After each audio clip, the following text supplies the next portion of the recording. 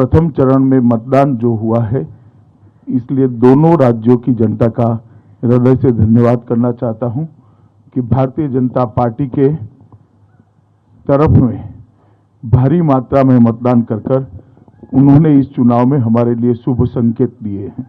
और आसाम में 79% से ज्यादा मतदान ये मतदाताओं का भारी उत्साह बताता है।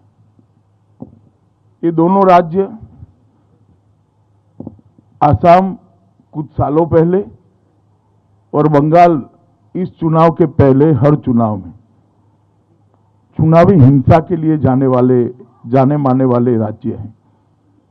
दोनों जगह मतदान शांतिपूर्ण हुआ है। एक भी व्यक्ति की जान कहीं पर नहीं गई है। मैं मानता हूं ये लोकतंत्र में आने वाले दिनों के लिए दोनों राज्यों के लिए शुभ संकेत है।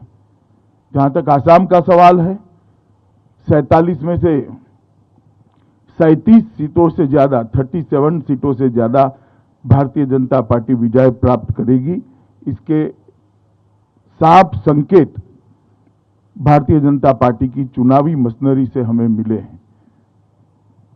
और मैं मानता हूं कि दोनों राज्यों ने एक सकारात्मक मतदान किया है। असम के अंदर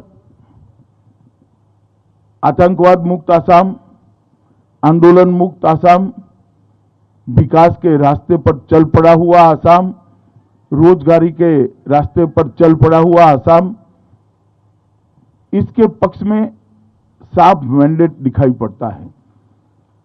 और असम के अंदर इसके साथ साथ बाढ़ मुक्त असम के भारतीय जनता पार्टी के वादे को भी बहुत बड़ा समर्थन मिला है।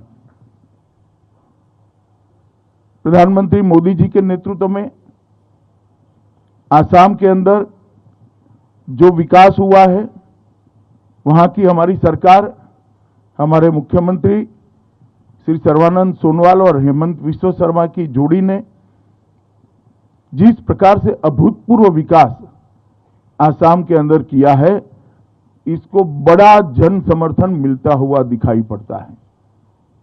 डबल इंजन सरकार का कंसेप्ट असम की जनता को भारतीय जनता पार्टी के आचरण से समझ में आया है।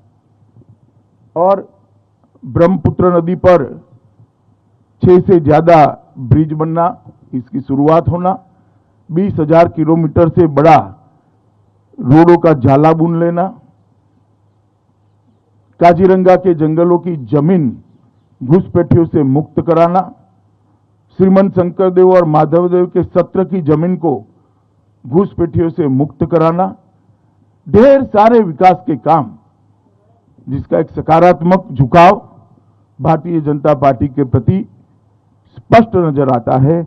और हमारे गठबंधन की 37 सीटें से कम नहीं होगी, इसका मुझे पूरा विश्वास है। दूसरी ओर असम में भी अभी जो सीटें हैं, इससे ज्यादा सीटों के साथ हम पूर्ण बहुमत की भारतीय जनता पार्टी की सरकार बनाएंगे।